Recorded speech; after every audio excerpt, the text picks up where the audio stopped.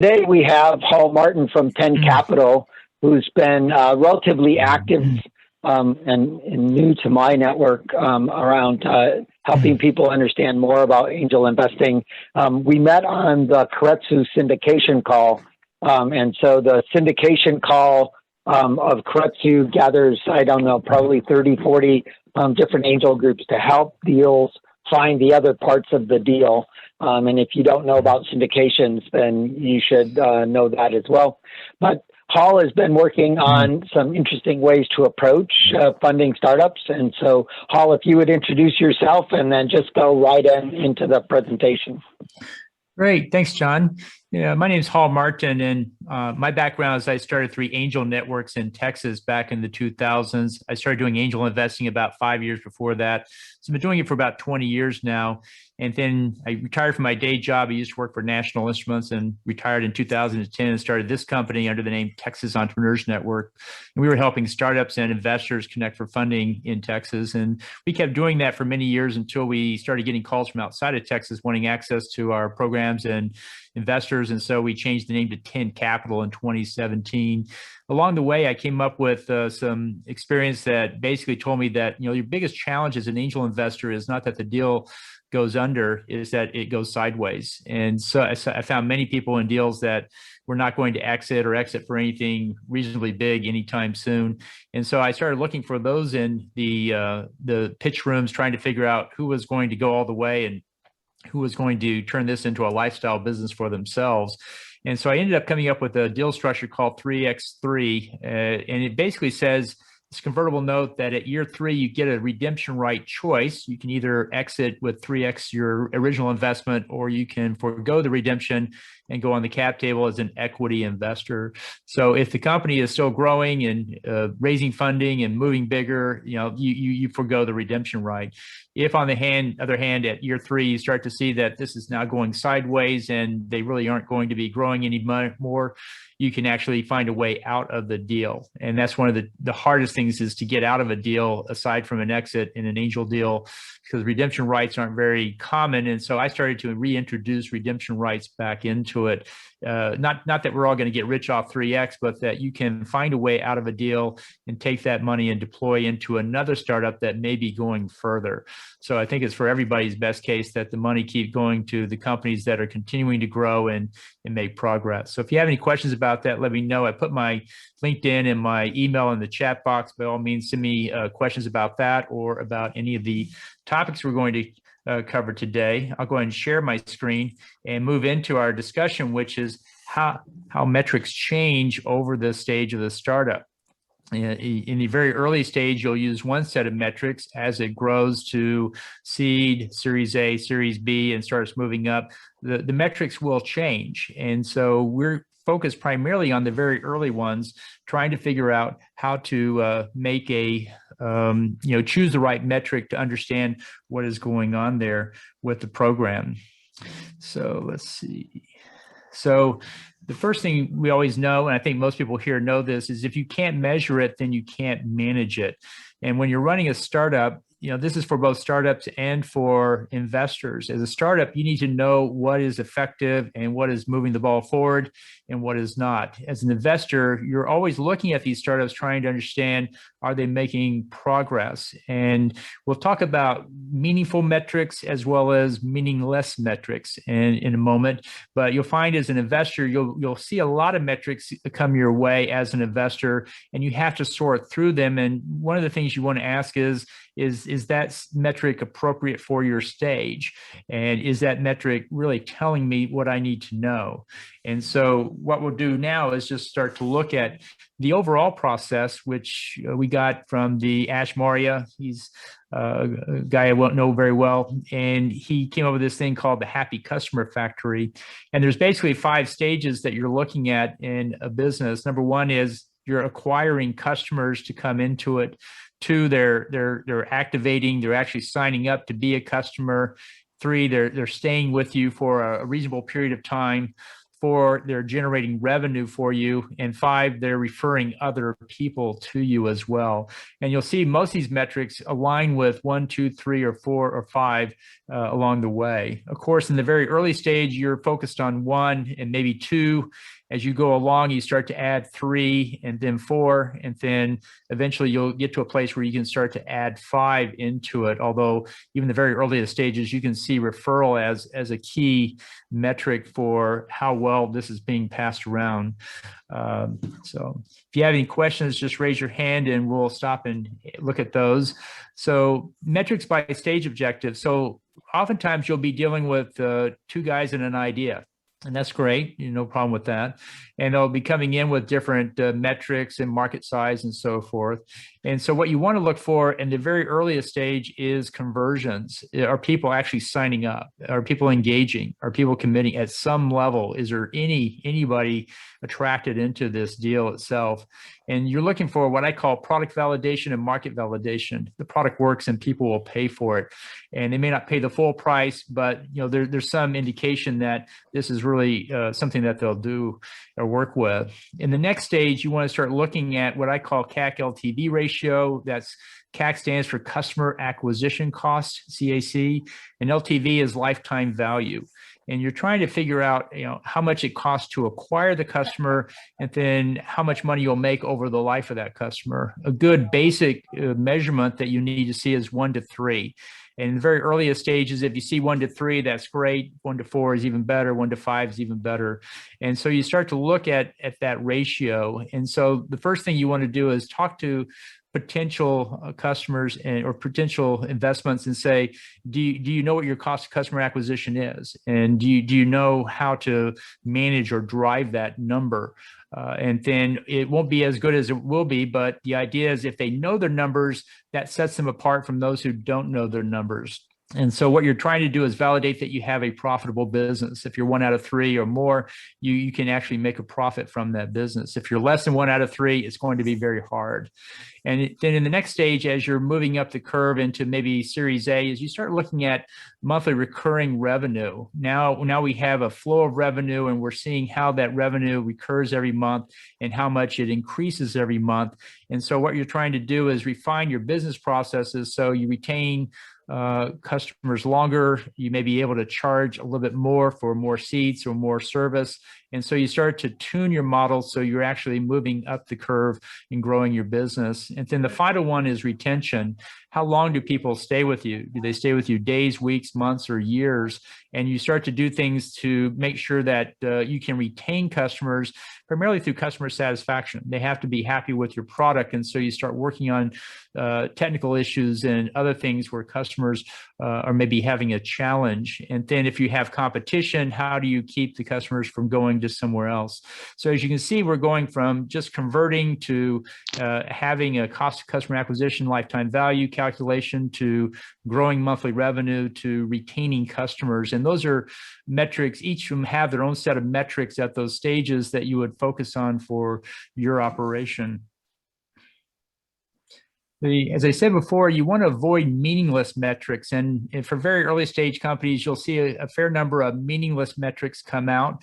And one of my favorite is number of downloads. We have 5,000 downloads. Okay, what happened with them? Well, I don't know. Well, so the challenge with number of downloads is it doesn't show level of interest. How many people, and what's more interesting is how many downloads converted to a user. And we're less concerned about absolute numbers and more about conversion rates, because we know if we put money in, the numbers will go up, but the conversion rate will probably stay the same if the business is where it is today. So you want to start looking at that conversion side to people actually using the product. Another one you'll hear a lot is website visits. How many people came to my website? Again, it's not such a very meaningful number because there's no user satisfaction. Are people finding what they're expecting to see on the website? And then, so what you really want to see is how many website visitors click through and they actually engage with the website and they make meaningful progress through it. And the further they get, the better, of course. And then the third is similar social followers. We used to hear that a lot. People had so many Twitter followers or LinkedIn or what have you. And again, it doesn't really show engagement. And what you really want is how many of those who are or followers are actually engaging with the content and doing something with it. So always look to the next step of these metrics to see, what does it really tell us? Is there really something there that we can see for engagement, commitment, or satisfaction? So in the early stages, you're focusing on engagement, and if you can, you want to get referrals out of it too. So track how many visitors you draw to your website and how many of those visitors sign up for a trial. Look, the conversion rate is the key thing you're looking for there. And then even in the early days, you can actually see, well, do they make referrals? Do they tell other people about you? As you capture new customers into it or new users, you can track to see where they came from, who led them to you, and so forth. And you can start to see how viral your product is or is not.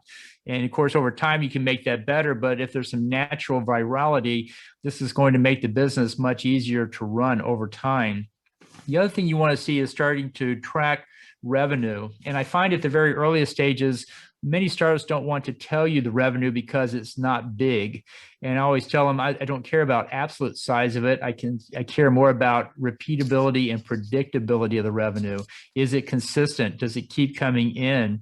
And so you can look at things like week over week change in revenue and use like a four or 6 week rolling average just to even it out a little bit, so you can actually see it growing over time. If you have no revenue or no growth, this is not as interesting, but we should at some point start to generate revenue, and even a small number, you should be able to track what kind of growth rate you're getting out of it. And then you can also look at where is the growth coming from? Which customer segment are they finding traction? Because this is going to tell them where to focus their efforts going forward. So you're looking for a little bit of learning is happening there, and tuning is happening, and then seeing that come out in the numbers in the following few weeks. Let's see. Are there any questions so far? Let's see. Okay, great. So we'll keep going. If you have a question, just put it in the chat box, and of course, we'll stop to answer along the way as well. So as we said before, segmentation helps you identify the key factors that drive your growth. And in the early days, you want to start seeing some segmentation going on to show what is the most highest potential that you can get. What location might they be in? What channel, did they come through that was leading to the better customers? What industry are we getting the most traction from? Financial services, healthcare, other. Is it size of company that you see a difference? Is it, a small company, 10 people or less, 10 to 50, 50 to 100, 100 to 1,000? Frequency, how often do they actually use your product? You have daily users, monthly users, and you're trying to figure out where the most interested users are. And then behavioral, which kind of customer is the one that is buying the most of your product? In other words, which feature is the one that is giving you the biggest bang for the buck there? So if you look at these, look at your customers by cohort, you can start to see these differences come up and see these trends come up, and then you can start to go after them based on segmentation. If you're a startup, you want to run cohorts every month on your deal to show, okay, I have this group of customers, I know about these different characteristics, I run them through, I metric it, and now I can start to see a trend over a period of 3 to 5 months, which of these are doing the most for me.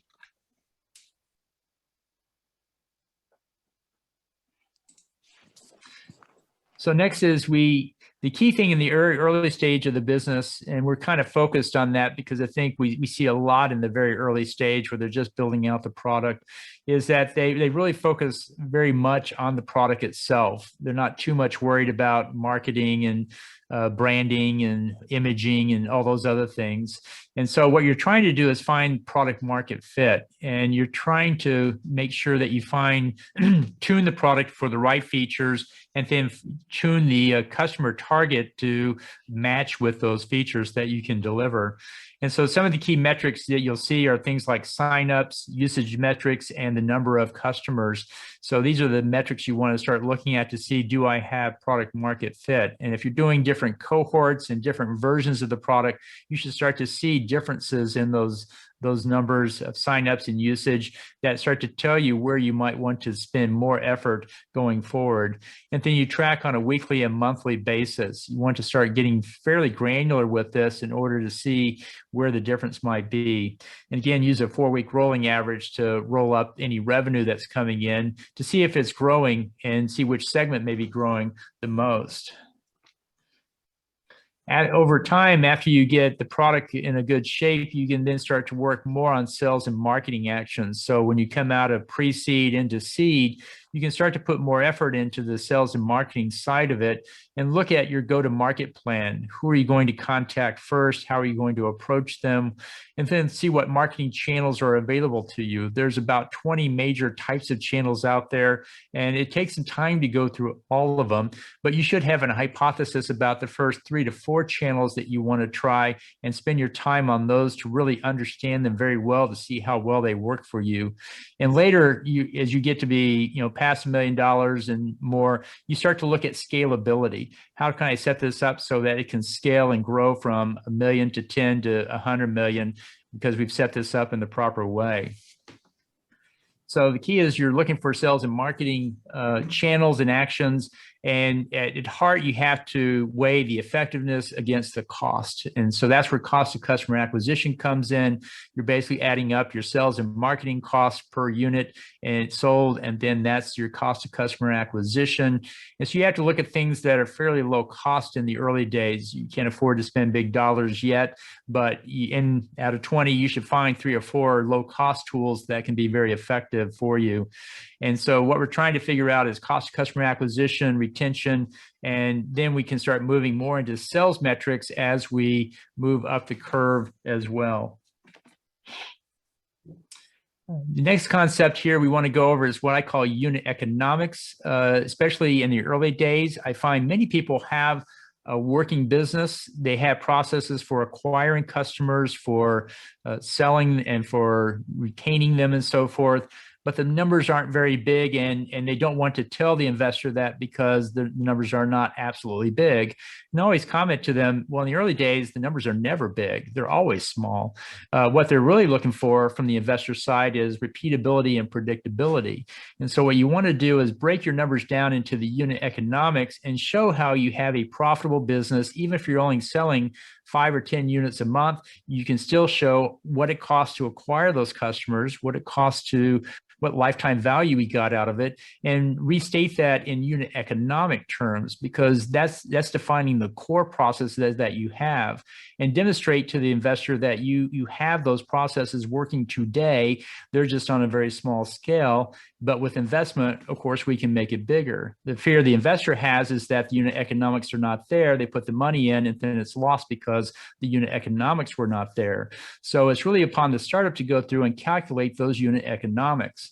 So start by measuring the cost of acquisition and the revenue you receive from the customer. Look at your churn rate, how many people are dropping out each month to calculate your lifetime value, and then make the case that you have a complete system working. Somebody from Admin Hub first requested my friendship and they messaged me directly. Ooh, see? Okay. So next, we want to look at the people were asking, we're at various stages and so forth. And the next one is a chart that kind of shows you what metrics to use by stage in a bigger picture. So if you have, less than 250K of revenue, you're in the pre-seed area, and what you want to do is use key metrics, qualitative feedback, the website traffic and conversions to see what you actually might be doing. As you get into seed, you can start to use key metrics like MRR, where we actually start to see the revenue building month over month, and you have product market fit, and you can start to see the CAC LTV ratio come into focus. And so you can start to look at that. And then the next is you want to look at growth metrics where you have product market fit and you're really now on the growth track and it's starting to pick up steam and you're seeing a steeper rise in revenue. And now we start looking at other metrics like gross margin. We can start to segment out the data. We can look at forecast sales versus quota, month over month revenue growth. This is the numbers that start to make sense because we're trying to continue that growth up the curve as well. And then when you start to get to scale, we start looking at even tighter segmentation, like customer activation by channel or segment. We start to focus on retention and keep the customers into the program and reducing churn. So we have a growth machine, and now we're tuning it to be more efficient as well. And so when you start scaling the business, you then start to focus on core business drivers in order to achieve even higher scale that comes up. So it's kind of a rough cut there for each of the stages, but you can see over time, the metrics you use at the beginning are really not the metrics you use further on. As you go from left to right, you start to refine the metrics into deeper elements of the business as you go forward. So in any business I see, there's three ways to measure it. Number one is there's business activity, and I call those activity metrics. In the very early stages, we're putting activity out there, how many demos we make and how many users we talk to and so forth. Then there's the unit economics, which is cost of customer acquisition and lifetime value at a unit basis. And then over time, you get into growth metrics, the growth in the user base and usage of the product. So the best metrics are showing growing users and usage. If you can only show activity metrics, then do so in the very early stages. That does stand for something. But over time, we need to start moving into unit economics and growth metrics. My one message to all startups is whatever you do, don't show up empty-handed. Come with some metrics on the table. Come with some activity done. I see many startups coming in, two guys with an idea, but they have zero activity. They have zero numbers. They have nothing to show, and it's just very, very hard to do something with that. If they have gone out and they have tested a website, or they have tested a product cohort, or they had done something and had some numbers to come in, then it would show that they are in the game for this, and we're now making progress at some level. So here's some ideas for activity metrics: users, downloads, registrations. They fall short of business results such as closed sales, but if you can show customers are engaging the product at some level, that says something as well. And then the unit economics, as we said, are really showing repeatability and predictability. It's showing at the unit level that you have a profitable business, and you have a business that is functionally working on all levels. It may not be working efficiently yet, but it is actually working. And that's so much of what I find startup investors are looking for is, do you actually have a functioning business that can carry forward over time as stealth? And the unit economic can tell that story as well.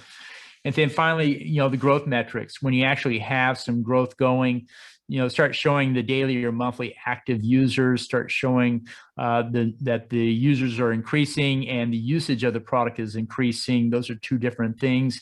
And if the business has seasons or cycles, then you can use a 6-month moving average to smooth it out, to show that over time you are continuing to grow, even if we have dips during the winter or during the summer or what have you. So my last slide here is, if you'd like to see a glossary of all the metrics that are out there, there's a good link there that you can get a hold of. Startup terminology and acronyms. It was a great glossary.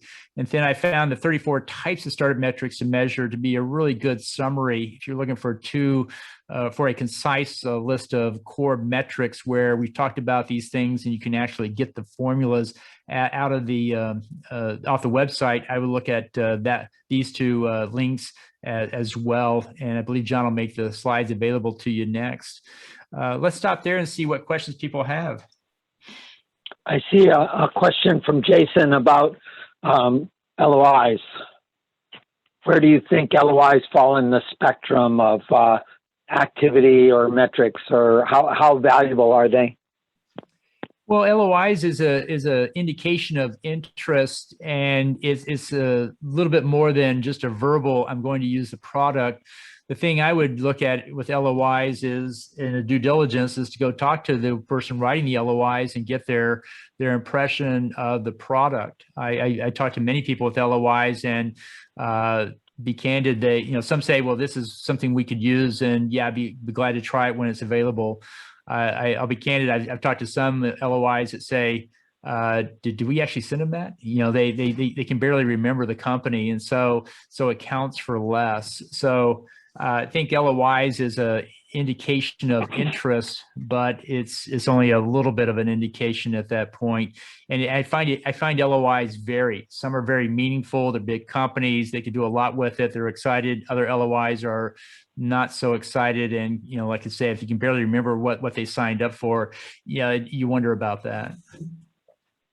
So for me, I think one of the big errors that startups do is they think that when they're talking to people, that they're talking to customers. And they haven't spent any time to qualify whether that person that they're talking to are actually customers. And customers are people that pay you to solve their problem, not people who are interested in talking about the problem, not people who are excited that someday you might have the solution, but those that pay you.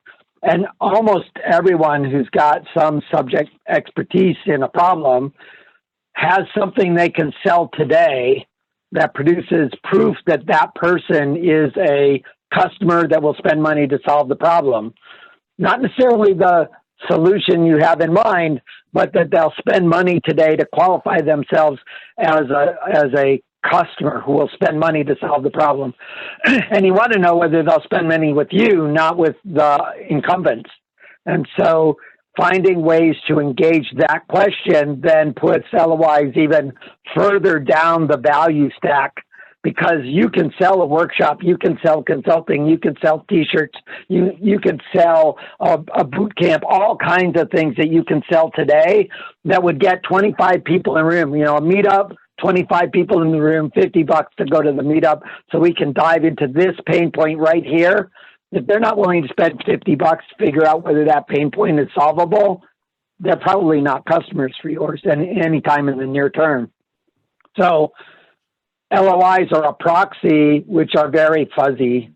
And even buying a workshop is fuzzy, but you've at least proven that they'll move something in their wallet. And worse, you need to find the early adopter customers. And so the early adopter customers are even a smaller, more defined group of people. And so you need to have qualified the people you're talking to a much, much greater extent than most people have. And so they blather on Facebook. They get signups on Facebook.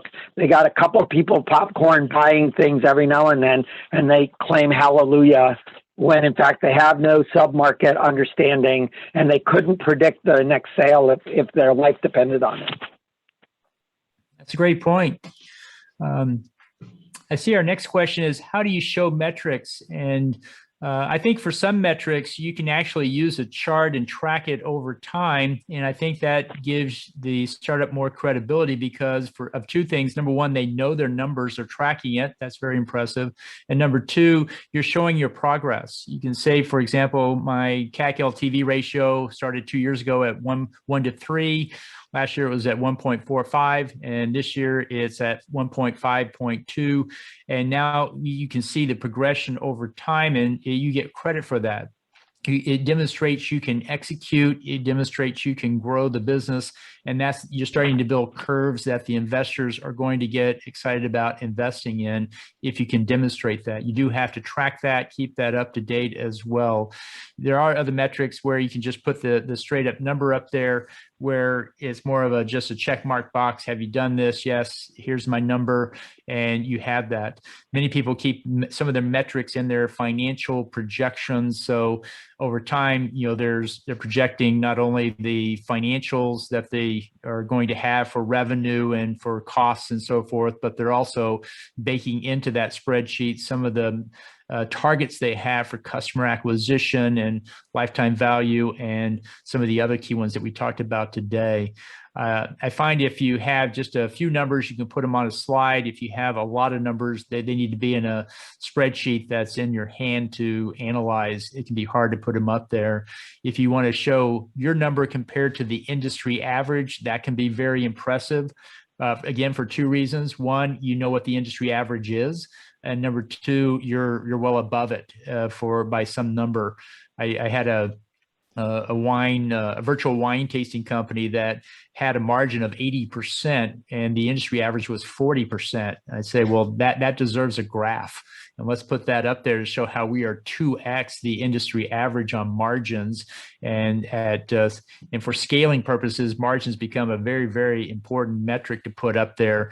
And so there's metricing your number, and then there's benchmarking your number against a cohort or an industry standard or the competition or something that investors can see you have an advantage numerically over the competition. So metrics can be used to be very compelling as well.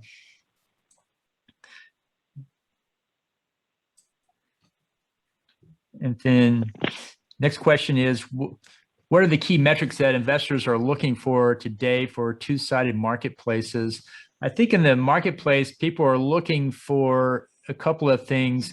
One is they're looking for the cost of, typically in a two-sided market, one side is easy to sign up and the other side is hard, especially if you're not charging one side, but you're charging the other.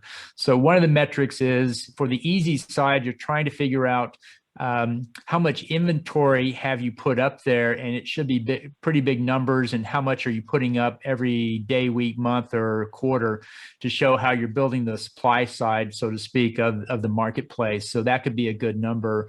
And then on the side that's paying for it, well, now we're talking about customer cost of acquisition, of acquiring those contacts, putting them in there. How long do they stay in there? How much do they spend, or how much do they invest, or what have you? So for the demand side, you're actually wanting to do more standard revenue metrics on that one. The other side you want to look at is if you have concentration, how many of your demand side contacts are actually responsible for 50% of your revenue, because some marketplaces are very heavily weighted to a small number of contacts. And so if you have a high concentration, investors are going to mark it down a little bit. If you have a low concentration, it's evenly spread across hundreds of people, then that's going to be a better business. You're not at risk for a few contacts leaving the marketplace. So there's a couple of key metrics to think about for your marketplace as well. And I have a few espressos for that. If anybody wants to email me, I'll be glad to share those with you. An espresso is, I run a podcast program called Investor Connect. If you go to investorconnect.org, you can listen to one of 500 interviews up there with startup founders and investors about startup funding. And then the Startup Funding Espresso is a 1 to 2 minute podcast episode that comes out every day, Monday through Friday. You can either read it or you can listen to it. That teaches you something about startup funding and investing. And I have a series on marketplaces as well, so we can share that with you guys also. Let's see. I think that's it for the questions. Does anybody else have a question they want to put up there that we haven't covered? I appreciate that. Thank you. Cool. So several people had very, very early stage companies and were looking for how you go out and demonstrate your metrics and so forth. Did anybody have any specific questions about that? I think we covered that pretty well. Basically go sell 5 customers and then define the unit economics. One of the things I find among many early stages that they just fall victim to the idea, well, I can't do anything until I have 500K and build a product. And I always wonder about that. It seems like we should be able to get out there and do something with a smaller version of the product to test interest. that would tell us that we're talking to the right people, building the right network, and there's interest in what we're building for the final case. So I'm always breaking it down to smaller and smaller steps, MVPs, MVP betas, or what have you, and then trying to put metrics on those activities in some way, shape, or form. And so if you find a startup that's doing that, I think you got a really potential winner, because I find a lot of people just don't spend the time on it. Oh, I just wait till somebody hands me money. And that's a secondary answer. The primary answer is I was interested enough to really figure this out. So I went and spent a bit of my own money to try this out. I once had a guy come to me. He had spent $5,000 of his own money on a Facebook ad to sell a digital product. And he came back and said, well, I figured out that for every $5,000, I generate 280 leads. 85 were qualified, and 40 actually bought, and the average selling price was $2,400. And I thought that is the most beautiful use of $5,000, because now I've validated and verified my business model that I can take and show investors, because whether it's 5,000, 50, or 500, the answer is going to be the same. The ratios are going to be the same, and those are the numbers that investors are looking for. Absolutely. So one of the things that we have in the Seattle Angel Conference is that we have a really wide range of companies that come in, some that are two people in the garage with a dog and an idea, some people that have, government grants and flow and regulatory issues, and other people that are, in other places, very, eclectic. And I hesitate about giving them a list of metrics, because they start looking at, well, if there's revenue, then more revenue is better. And if there's, any particular number, they always end up skewing towards the later and later company, when it might be perfectly reasonable and actually better to have the great idea following a great trend with a couple of people that are very, very early, and their metrics are going to look very different than the one that has a heartbeat that's moving, that's at 10K MRR. How do you distinguish very early good company from later good company? On my side, what I look for is decision-making capability by the startup.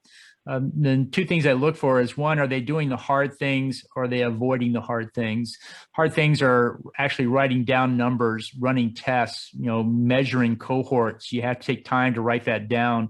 But if you do, you're doing important work. You're doing what really counts to show engagement, even if it's not the easy thing to do. You're doing something that's a little bit harder than what other people are doing.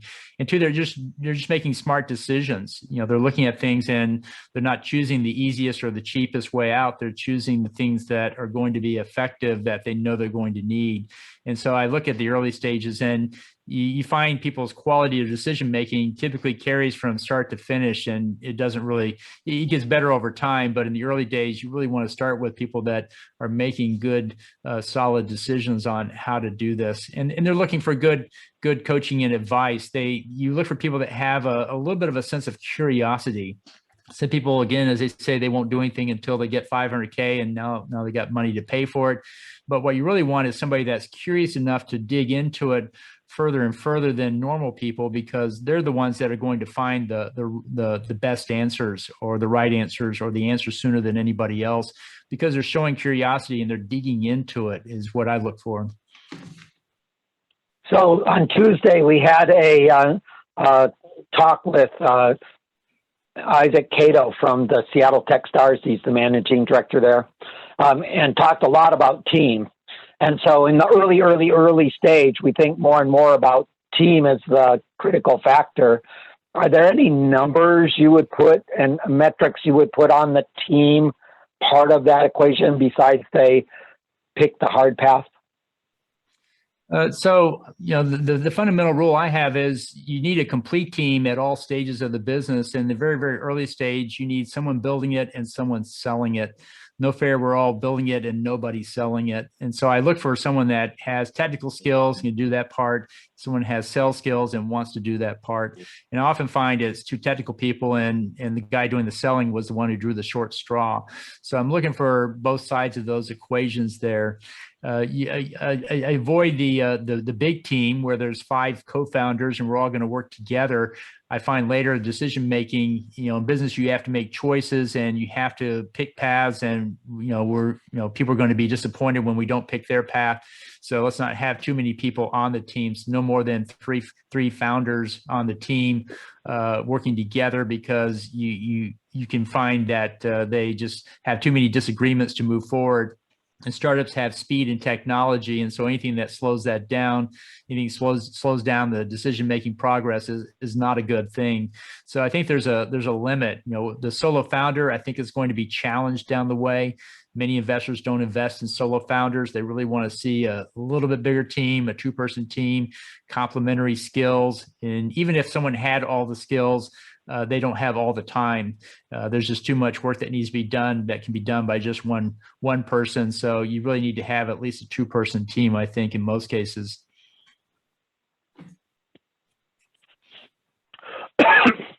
Anyone else? Yeah, I could add a little something to that. Go ahead, Dirk. Really nice. Yeah, it's really nice to hear the team part and the metrics come together. And that's actually one of the problems I had with the startup I was involved in. So there was a 3-person team, as I was brought in as CMO as the 4th person. And as I was trying to figure out the customer acquisition costs and the LTV, I was kind of the outside person, and I was trying to drill down on those numbers. I was kind of upsetting the people that had those numbers. So I couldn't get the numbers. And then eventually I was invited to leave. So that's an interesting team dynamic where you couldn't get the numbers. So I think that's part of a team dynamic is, we're going to use numbers to make a decision. It can be easy for people to make numbers based on their thought or their bias or their last conversation. And so if you can get the team in the habit of actually collecting numbers, and let's review those, and that weighs heavily on our decision-making process, I think that's a good culture building tool to put in early on, so that we know that we're actually working with real data and real customer insight, because it's going to be different than what we thought it was, for sure. Yeah, and that's part of it too. I was trying to talk to some of the customers, and I was getting kind of roadblocked on introductions to the customers. So I didn't really understand that. Seemed like there's a lot of secrecy behind what's actually happening. That makes sense. Yeah, thank you. And that sounds like a really bad situation. Yeah, it does. I feel like there's a smell test there. It's like, wait a minute, if they don't want to talk to customers, gotta go. Yeah. Yeah. Right. And that's why I kept drilling into it. It's like I didn't understand. It's like, well, if there's something there, then let's go find it. But maybe there wasn't. It's pretty hard to be the salesperson on a team where you can't talk to customers. So it's probably a good choice. Rowan, you came in a little bit late. You have any questions you want to ask?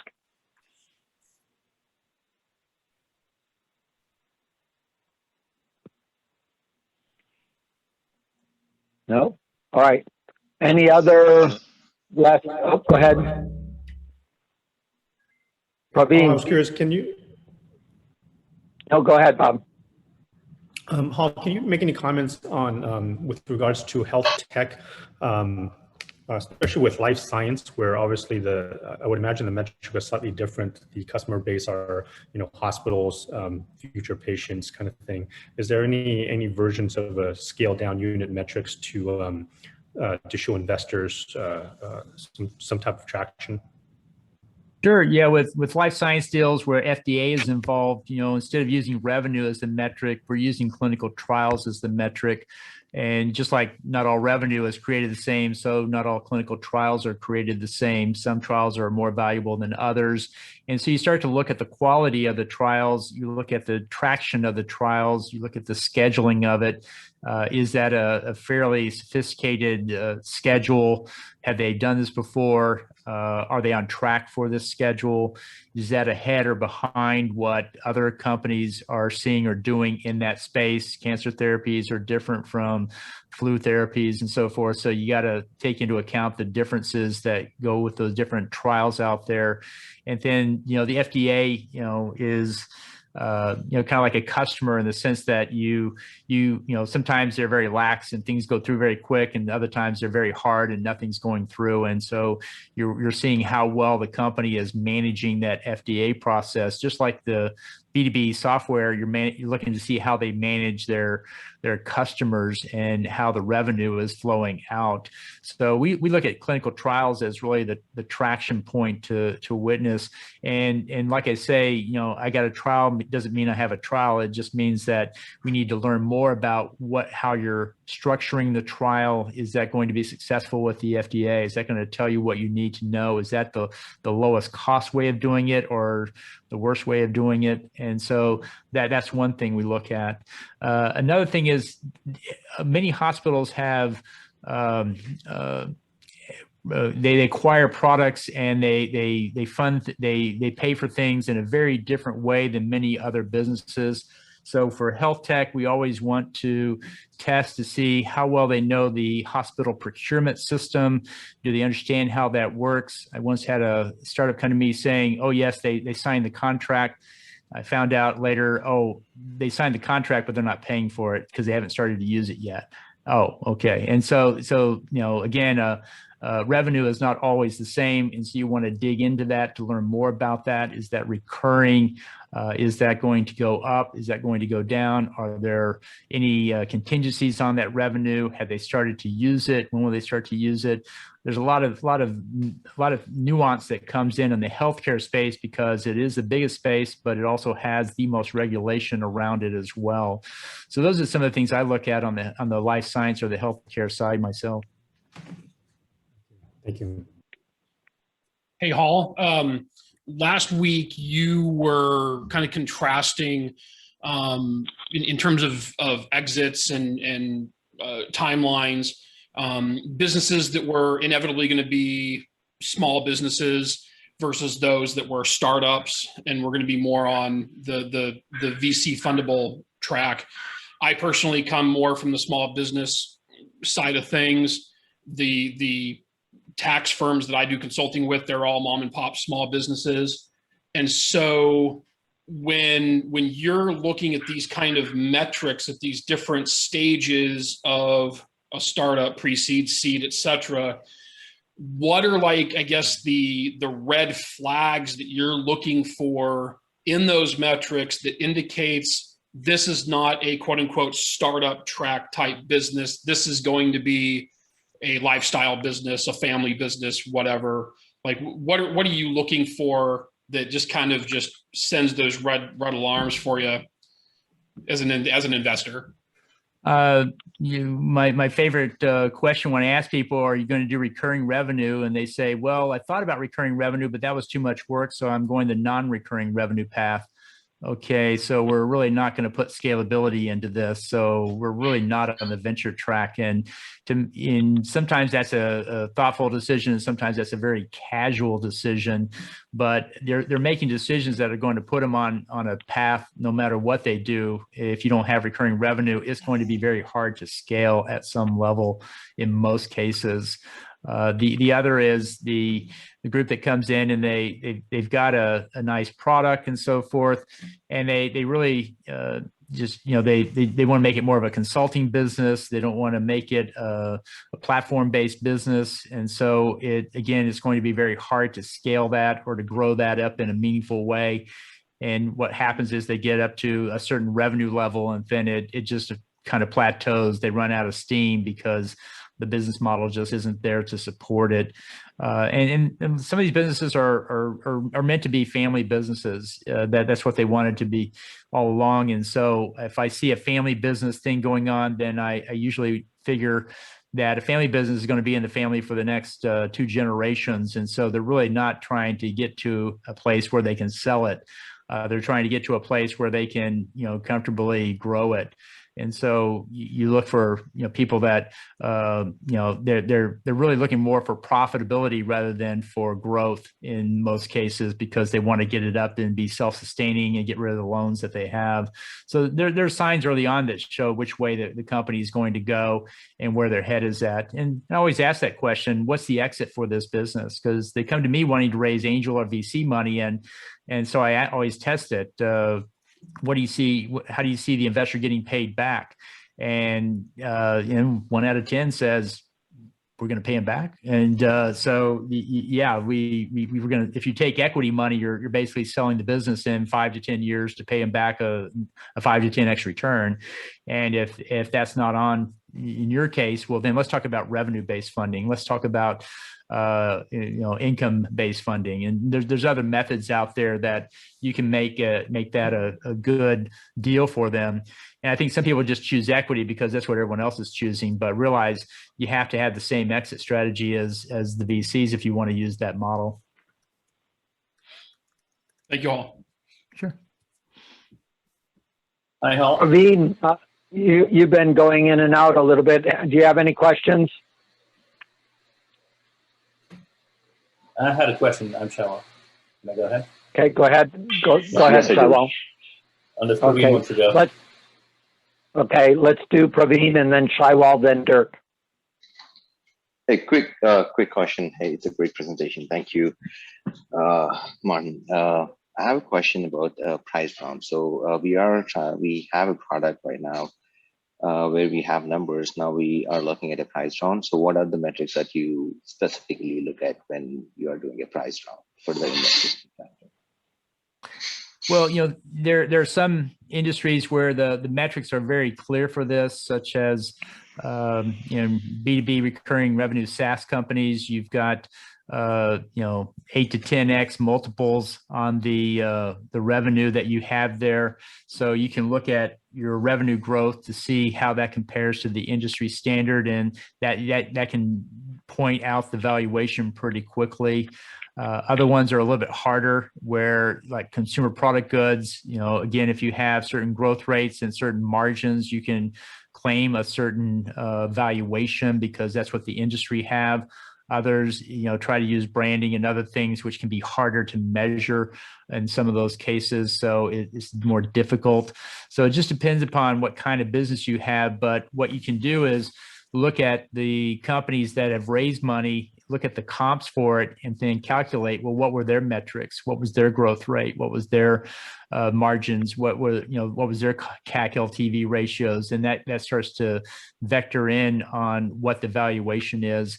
In the SaaS world, those are fairly well-known, well-defined numbers for sure. Did that answer your question? Yes, it does. But at the same time, I think we are not on the SaaS side. So it kind of, the thing is, like, from outside, I look at the numbers from, we do have competitors. We are in a food and beverage industry, helping out the restaurants expand and scale. So the direct competitor is All Day Kitchens. They raised like 50-60 million till now in Silicon Valley. So, but the metric from inside, right? So that we show it to the investors. So in these cases, so it's a consumer product, but end of the day, we are helping the restaurant operators expand and scale. So our consumer is, it's B2B to C kind of thing, a kind of marketplace where we are. So our paying customers would be the restaurants, and we take commission from this every sale that consumer buys from them. Right. Okay. Well, if you have a B2B component, you can actually emphasize that aspect of it and show, the stickiness of it and the recurring revenue nature, or if it's a transaction fee, what percent is the transaction? How fast is it growing? Can you grow it more? And when you look at companies that have raised rounds or exited, oftentimes you can get to something relevant to what you're doing. What was their number for that? And start to see how you are with that industry average. Are you at, or at it or above it or below it in some cases? The other thing is, if you thought you could do better by emphasizing the B2C component, you can reposition this as a different deal. And one thing I find with many startups is you can make the deal move to different angles, so to speak, for the investor. As I said last time, I had an education company and I positioned it as an ed tech deal. I noticed they had recurring revenue, so I took the same deck and just changed the subject line to recurring revenue and put the CAC LTV on it, and I positioned it as a SaaS deal, and then it had a social impact, so I changed the subject line yet again and mailed it out to my impact investors and said, here's their social impact metric itself. And basically, I was trying to make it more relevant to each kind. Well, the same thing here is if you calculate the metrics on the B2B and then on the B2C, which one is giving you a better answer? And then you can position the company and, you know, anchor it from there first with investors to put your business in the best light. This is how most valuations are done. You do 3 or 4 different methods and see which one gives you the best result. And then, of course, sophisticated investors are on the other side doing the same thing and trying to give them the best result. And then now we're into the negotiation phase of it, of course. Got it. Makes sense. Yeah. To put a similar analogy of what we are trying to do is like similar to Amazon is doing for retail customers, retail sellers, right? It's something niche towards the restaurant operators, like on-demand subscription-based food. So. Okay. It's similar. I mean, it's a niche completely to restaurant operators. Right. Okay. No, it sounds good. It sounds like there's a lot of components that we could relate back to existing companies just to show what the value is that we have. And then if you have a combination of 2 or 3 things at once, social impact plus recurring, you can add, you know, some people add premiums onto it because you're a triple threat, so to speak. And that, at heart, that can give you a bigger moat that can be harder to compete with in some ways. So you can, I've seen people add a delta onto it because of the fact that they had multiple things going on at the same time. You can't make that number too crazy, but you can get something out of it. Got it. Great. Hey, thank you. Thank you. Cool. Shaiwal, how about you? So coincidentally, I had a similar question, but primarily focused on B2B2C or B2C2C. And so how do you think about something like that in terms of both in terms of metrics, in terms of, hey, is that investable as you increase the number of connection points between sort of getting the transaction through to the system? You know, in every business, there's an easy part and there's a hard part. And in some cases like this, it may be that the B2C is the easy part, but the C2C is the hard part.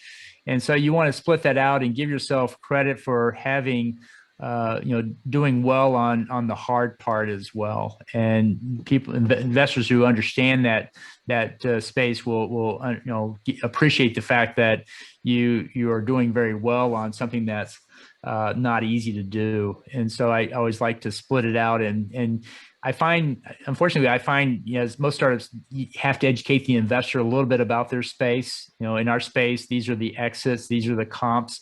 In our space, these are the easy parts, these are the hard parts. And I like the industry average, even though they're not really published. You can make the case where most companies are with that, and then show yourself how you compare on that number being better than the industry average. So you're doing better than other people for various reasons. So there's the absolute number, and then there's the comparison that you can make with it. And then there's breaking it down into its component parts and measuring different pieces of it. Again, to show the, on the hard part, we're really doing well. In two-sided marketplaces, one side's easy, the other side's hard. If you have the easy side, then you should really have a very high growth number going on, because it's easy. In many cases, we're just scraping data off the web and putting it on the site. Or we're doing very little to have to sign them up because they're not paying money for it. But then on the hard side, then you show how this is where the rubber meets the road, is that we're actually doing some sophisticated sales and marketing because we have decent numbers, but this is not an easy thing to do to get this much money from these people. And split those out and make clear what side is which. And so often the numbers are up there by themselves without any explanation or context or color. And I find if you can put it into the industry standard, so to speak, it really starts to impress the investor, especially when you're doing better than the industry standard. Yeah. Thank you. Sure. Dirk, you had a question? I do, yes, thank you. So let's say you had some revenue numbers and they look okay. At what point in this conversation do you start drilling into those numbers? And what does that look like? Are you getting statements from the bank? Do we want audited financials? How do we verify what they're saying is true? Typically, I don't see people going to bank statements in the diligence. They will want to look at the accounting system and see what the accounting is printing out. One thing you get into with revenue, especially recurring revenue, is when are you recognizing revenue? Some groups without really understanding that very well will book all, a 12-month product all in month one, when in fact the service is being given every month throughout the year. So you want to make sure that they're accounting for it correctly. And you get into what I call bookings and billings. Bookings is they bought the product. Billings is the money has showed up. And investors are going to want to get into that at some point in diligence, but usually they're looking at your accounting system and the accounting reports that come out of it to go forward. In upfront pitching, you're just taking those numbers and putting them out there, saying this is my forecast, this is my actual revenue, and this is how much is it clicking up every month. Again, I would say, the increases is the absolute number is not as important as the increases month over month. Like net monthly recurring revenue is a good number. How much did it go up each month? Given the fact that some people dropped out, other people came in, what does that delta look like going up? And then plot that over a period of time to show the growth rate is standard, it's consistent, it's somewhat repeatable is a key thing for investors. How do we know we'll keep getting that? If you have a standard repeatable process and it's giving you repeatable revenue or consistent revenue on that metric, well, then you have something that I think investors get excited about. Thank you. So in the SAC process, we're doing 1 minute, 3 minute, and 10-minute pitches, all of which we're sort of taking the numbers on face value until we get to this is a company I want to know more about, and we choose to put them in the finals and choose to do due diligence on them. And then once we've done the due diligence decision, we're going in and looking at their cash flow pro forma. We're looking at their QuickBooks, balance sheets and things like that. So there's really this two-phase experience, right? What do they represent that they know their numbers? And then are the numbers that they're quoting actually grounded in some way? And those are essentially two different phases for the way that we do it. Other questions? We had one more in the chat box. Yeah. So would you say that a lone founder is better off to find a couple more founders to join before starting to look for investors? And I think the answer to that is yes. I'd find your co-founder, and they may not be, full-time just yet. You're not full-time yet, but I would go and show a complete team to the investors, and you'll do much better with it. There are groups out there that help you find co-founders. I think it's still very much relationship-based and personality-based as well as skill-based. All of that comes to bear. There are sites out there online that you can go help to find co-founders as well. But define clearly what you're looking for, what you need for the business, and then start to network with people to get out to find someone that might want to join you on this journey. Paul, you brought up a great point that I'm now hearing two sides of the coin. I'm hearing from investors and folks that saying, no, you have to be full-time before I even consider you legitimate. And even if your co-founders are doing their own thing and not full-time, we won't even consider that. But right now, what you just said is completely opposite. Is like, hey, show them the group that isn't full-time and give them that opportunity. Is that? Well, I think the key here is that I think one of the best ways to raise funding is 6 months before you need it or before you really want to start raising, you go meet with investors, introduce yourself, introduce your team. And usually things are still forming in that case. And then as you go forward, you update them and show that we're now quitting our day jobs. We're now full-time on this. We're now making progress on this. So in the very, very early stages, when people come to me, we're really not in a place where we're all going to write a check. We're really just getting to know each other. And I had an entrepreneur come to me once saying, well, I'm not raising money now, but in 6 months I will be. Can I keep you informed of my progress? And I thought that was really a good idea, because the education points that go into it, every month I got an email, short, 2-paragraph, what they were doing, show traction, continuous, consistent, and so forth. And 6 months later, when they were ready to raise money, I think they closed the round very quickly because they had spent the time educating investors as they were coming up the curve, taking the investor on the journey with you, so to speak. But you're right, at some point when you're raising substantial money outside of family and friends, you need to be there full time, and your co-founder needs to be there full time. I find it takes 6 months for some groups to get to that point, and if you can, go out and meet 5-10 investors, tell them what you're doing, and everybody likes to hear what's coming up, and keep them apprised as to how you're going, so they get to know you a little bit. They see that you can execute and prove things, and then when it's time to raise funding, I think you're right. At that point, you do need to be full time, because it's just very hard to grow a business unless you're full time on it. But there's the ramp up phase, of course. Okay, thank you. So for the Seattle Angel Conference, we have several examples of people coming in with an idea, sometimes a bad idea, no team, no revenue, no whatever. They don't make it very far, but they make some connections. They pivot and adjust, and they come back in with a much better idea, still no team, no revenue, come back in, have a team, but don't have that contract that's just hanging. But they made it to the finals, come in the next time, the contract's in place, they've got flow, the team is executing, and they win, right? That's happened more than once. And so there's a certain... That's like over 3 sacks then? Yeah, or 4, or yeah. Okay.